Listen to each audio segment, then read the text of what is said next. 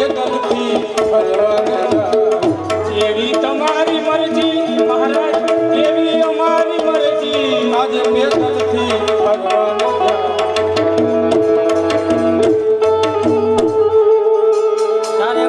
વાવણી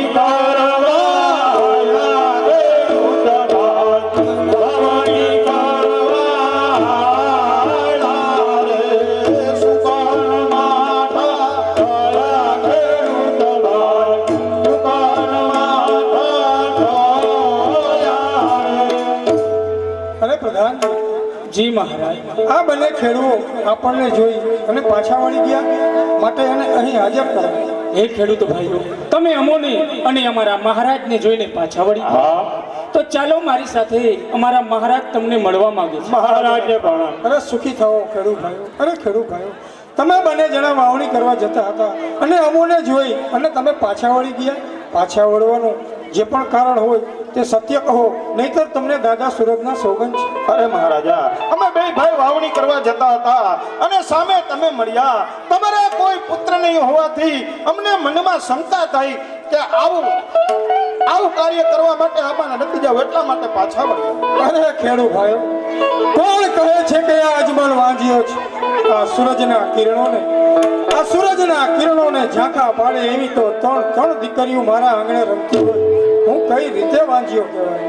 આજે દીકરીઓ જાશે રે ચૌચોડ સાસોય, રાજગાદી ભોગવનાર નથી કોઈ, રાજગાદી ભોગવનાર નથી કોઈ, દીકરીઓ જાશે રે ચૌચોડ સાસોય. ખરી વાત છે ખેડૂત તમારી. અરે ખેડૂત ભાઈઓ, તમે તમારા ઘેરે જાઓ, આવતીકાલનો સૂરજ ઉગે ને ત્યારે વાવણી કરવા જઈએ. ભલે મહારાજા. પ્રધાનજી રાજમાંથી સતીને બોલાવો. મહારાજ, અમારા માતૃશ્રી તો આવતા જ જણાય છે.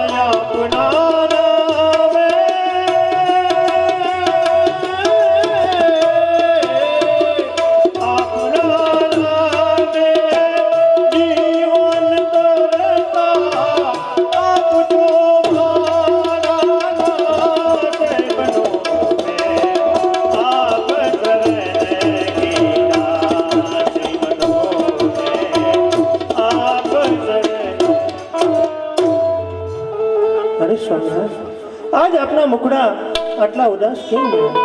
અરે સતી, આજે હું પોકરણ ગઢની અંદર ગયો ને તો પોકરણ ગઢની પ્રજા આપણને વાંજ્યા વાંજ્યા કહીને બોલાવે છે. આના કારણે આજે હું ઘણો દુઃખી થયો. જો આ પોકરણ ગઢની રૈયત આપણને વાંજ્યાના મેળા બોલતી હોય આમાં ખોટું ના લગાડાય રાજ. કારણ કે આ રૈયત તો એક છોરું સમાન ગણાય અને આપ રાજા એક પિતા સમાન ગણાય. છોરું કછોરું થાય પરંતુ માવતર કદી કમાવતર ન થાય રાજ. અને કોણ કહે છે કે આ પોકરણ ગઢની ધરાના રાજા અજમલ અને રાણી મિણેલ વાણિયા આ સૂર્યને પણ ઝાંખા પાડે તેવી ત્રણ દીકરીઓ જો આપણા આંગણે રમતી હોય તો રાય આપણે વાંજિયા કઈ રીતે કહેવાય? અરે સતી, દીકરીઓ તો કાલ સવારે સાસરે ચાલી જવાની. આપણી રાજગાદીનો કોઈ વારસદાર નથી. અને હા સતી, આ રૈયત બોલે ને એનું તો જરા પણ દુઃખ નથી. પણ આપણે જ રૈયત હોવા છતાં આપણા જ મુખના દર્શન કરવાથી જો એ લોકોને દુઃખ ઊભું થતું હોય ને સતી, તો જેની પ્રજા દુઃખી હોય ને એના રાજાને કદી સુખ ન મળે સતી. એના રાજાને કદી સુખ ન મળે. રહી વાત સુખની કે દુઃખની, આજે હું પણ જાણું છું કે આપણા ખોળે કોઈ પુત્ર નથી. પરંતુ આ વિધાતાના લખેલા લેખને કોણ ટાળી શકે છે રાય?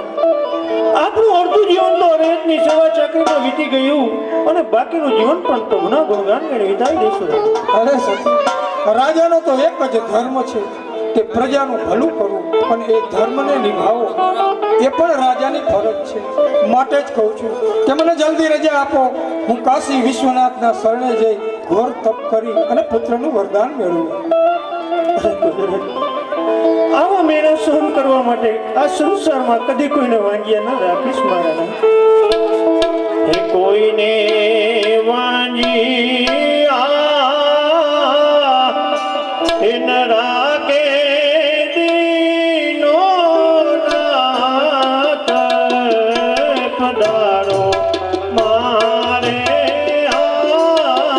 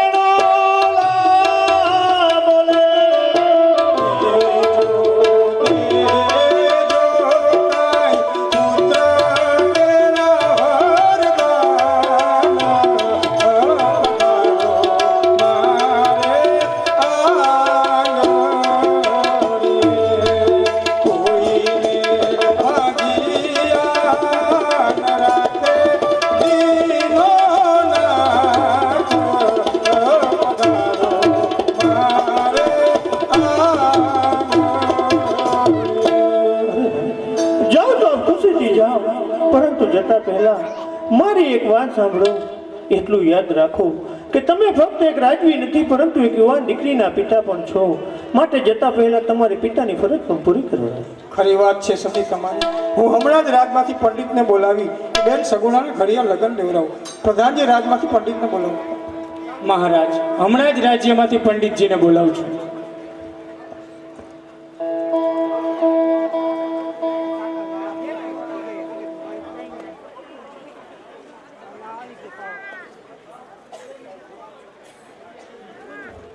અરે મહારાજ, રાજમાં બોલાવવાનું કારણ? અરે પંડિતજી, મારી દીકરી સગુણા ઉંમર લાયક થઈ છે તો તેનું શ્રીફળ લઈ અને તમારે જવાનું છે. અને હા પંડિત, જતા પહેલા મારી એક શરત છે કે દેશ જજો પરદેશ જજો પરંતુ પિંગલગઢ ન જતા. અરે મહારાજ, પિંગલગઢ ન જવાનું કારણ? કારણ તો એ જ કે પિંગલગઢના રાજા પટિયાર સાથે અમારે 20 વર્ષથી આ વેર ચાલતા હોય. તમે પિંગલગઢ ન જતા. ભલે મહારાજ, જેવી તમારી આજ્ઞા. પણ હા મહારાજ, મારી પણ એક શરત છે. કહો પંડિત, તમારી શી શરત છે? મહારાજ, શ્રીફળ હું જે રાજ્યમાં જીલાવીને આવું તે તમારે માન્ય રાખવું જોશે. ભલે પંડિત. લ્યો પંડિતજી શ્રીફળ.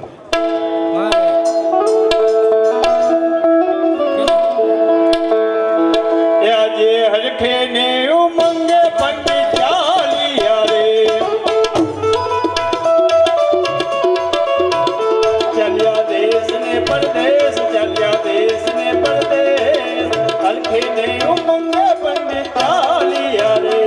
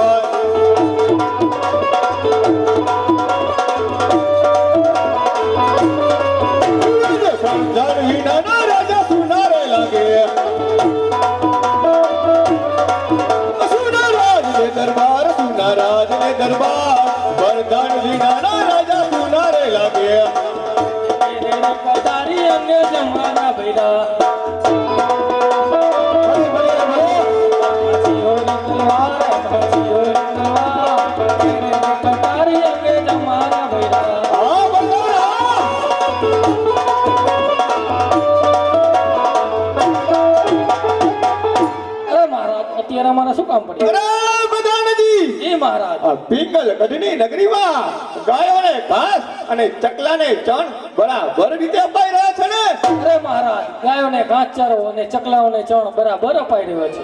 અરે પ્રધાનજી જી મહારાજ. આ પિંગલ ગઢની પ્રજા સુખી સકે દુખી?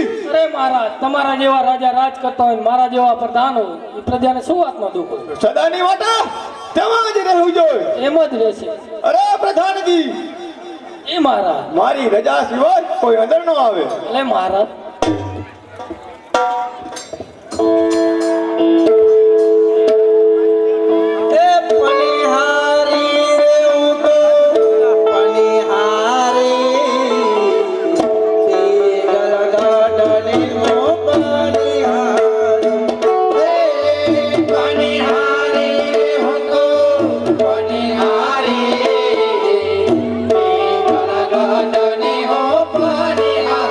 Hare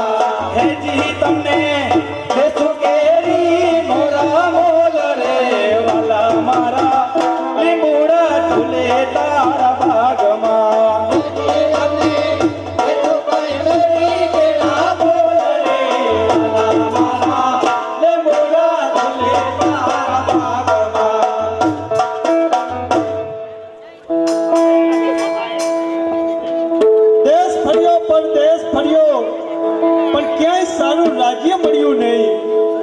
જ્યાં સારું રાજ્ય હોય છે ત્યાં સારો રાજવી હોતો નથી, અને જ્યાં સારો રાજવી હોય છે ત્યાં સારું રાજ્ય હોતું નથી. માટે લાવ अपन घाट ઉપર ઉભેલી પાણી ભરતી પનિહારીઓને પૂછી જો કે આ કયું નગર અને કોણ એનો રાજવી છે. પાદરની પનિહારી પૂછું મારી બેન જો,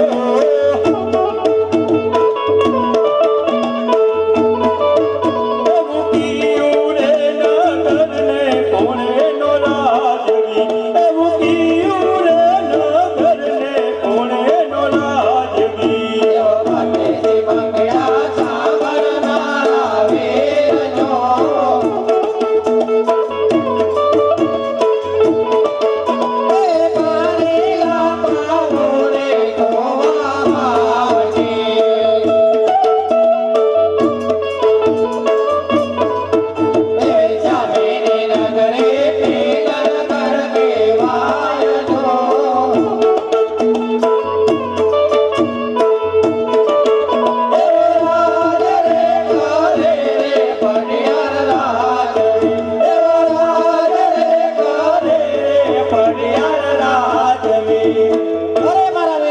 કહો બેના, જે સામેનો નગર દેખાય તે પિંગલગઢ નગરી છે અને પઢિયા રાજા રાજ કરે છે. અફસોસ અફસોસ, મારા મહારાજાએ મને કહ્યું હતું કે પંડિતજી દેશ જાજો પરદેશ જાજો, પણ ભૂલે ચૂકે પિંગલગઢ ના જતા. એ આજ સગુણાના કર્મે પંડિત ભૂલા રે પડા.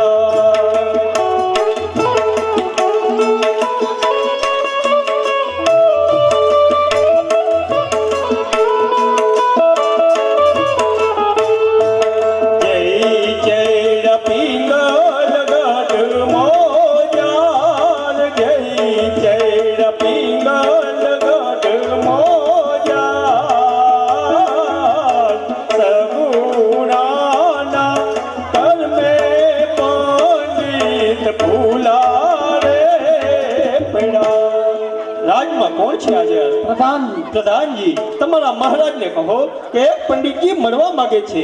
અરે મહારાજ, એક પંડિતજી મળવા માંગે છે. સવારના 9 વાગે આવો. બપોરના 12 વાગે આવજો પંડિત. અરે પ્રધાનજી, તમારા મહારાજને કહો કે અગત્યનું કામ છે. અરે મહારાજ, અગત્યનું કામ છે. આવો. પધારો ભૂદેવ. અરે ભૂદેવ, આમ કઈ તરફથી આવો છો અને કઈ તરફ જવાના છો? અરે મહારાજ, હું પોકરણ ગઢથી આવું છું. પોકરણ ગઢના મહારાજ અજમલ તેમની દીકરી સગુણાનું શ્રીફળ લઈને આવ્યો છું, અને તે શ્રીફળ તમારે સ્વીકારવાનું છે. કારણ કે અમારી પોકરણ ગઢના રાજા હરે 20 વર્ષના વેર અને 14 વર્ષના તો અબોલા ચાલે છે. એ શ્રીફળનો શિકાર કદાપી નહીં થાય. અરે મહારાજ, જો શ્રીફળ તમે નહીં સ્વીકારો તો પુરાના પંડિતના પ્રાણ જશે, ને ઉપરથી લોકો હસી કાઢશે કે પઢિયાર રાજા અજમલ રાજાથી બી ગયા. અરે કોણ કહે છે અજમતિયા પઢિયાર ગયા? સુનતા મુજે નામ રાજા બધા થડથડે. આ પઢિયાર કેરી હોય દેશો દેશમાં ફરે.